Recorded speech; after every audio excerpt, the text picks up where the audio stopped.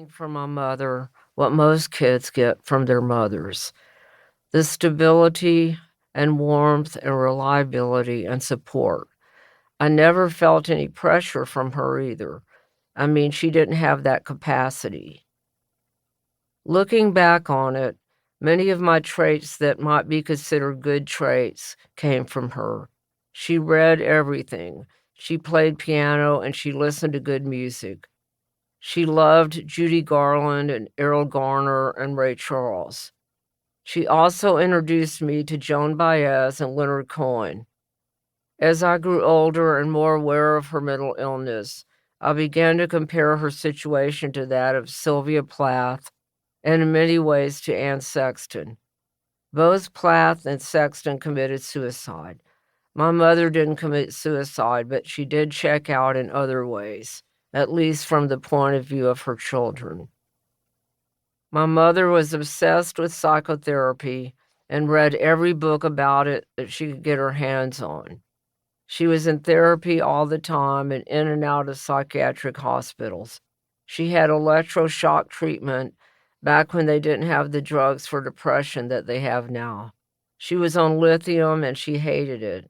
Lithium had horrible side effects like nausea and diarrhea and skin problems and weight gain and fatigue. Because of that, she stopped taking the pills. Then she would act out in a very hostile manner, and my father would say, "Oh, she's not taking her medication." That's a lot for a kid to deal with. Early in my life, everything involving my mother revolved around hospitals and therapists and drugs. I was always hearing comments from my father like, "Your mother's not well, it's not her fault. Your mother's not well, don't be mad at your mother." I understood that. It was actually a sort of generous thing for him to say about her, but I was left without very much to grasp onto. I would think, okay, my mother isn't here for me. I understood that. It wasn't easy. I had to pick my spots and pick my times when it was okay to engage her. My mother's name was Lucille Fern Day, and she was born on December 31st, 1930. Her parents were the Reverend Ernest Wyman Day and Alva Bernice Coon Day. She went by Lucy. Her father was a Methodist minister, so conservative you'd think he might have been Baptist. He was a hellfire and brimstone type of evangelical preacher. The Methodist Church moved him from town to town in Louisiana every 2 or 3 years. Both of my grandfathers were Methodist ministers, but my mother's family was much more closed-minded. She had 4 brothers, 3 older and 1 younger. Her younger brother, Robert, died on his motorcycle coming home from World War II. That was before I was born. I always heard from my mother that he was the sensitive one in the family. He was a poet, and along with my mother, a musician. My little brother Robert was named after him. Mom studied music but didn't pursue a career in it. My understanding is that she started playing piano at the age of 4. She fell in love with it. But music became her albatross.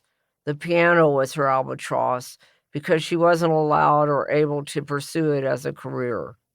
It became a symbol for what she could not do. Nobody in her family encouraged her to take it seriously.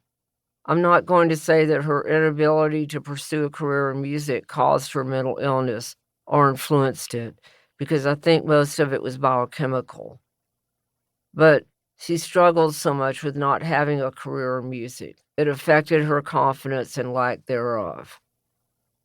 We had a piano in the house when I was growing up. After my parents divorced, Mama still had a piano with her wherever she lived. But the piano would come and go. It was a joy and a burden at the same time, a love-hate relationship. She would long for a piano and then get rid of it after a while. She never explained why, and I didn't ask.